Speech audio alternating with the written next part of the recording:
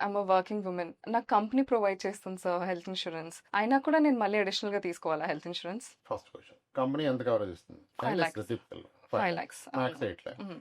ఇప్పుడు జబ్బు 20 లక్షలు అయితే కంపెనీ ఎంత ఇస్తుంది? 5 లాక్స్. మరి రిమైనింగ్ 10-15 లాక్స్ ఎక్కడి నుంచి పట్టుకొస్తారు? 5 లాక్స్ సరిపోద్దా? First thing, no. ఇది ఫస్ట్ పాయింట్. ఒక ఆన్సర్ వచ్చింది కదా. అవును. నెక్స్ట్ పాయింట్, జాబ్ పోద్దని భయం ఉందా? జాబ్ లాస్ అయితే ఏంటని? అవును. మరి జాబ్ పోతే ఇన్సూరెన్స్ పోద్ది కదా. యాహ్! ట్రూ. జాబ్ పోయింది, ఇన్సూరెన్స్ పోయింది, హ్మ్. అప్పుడు జబ్బు వస్తే గాన్. అవును. సరే, జాబ్ చేస్తున్నప్పుడు జబ్బు వచ్చింది, ఆ!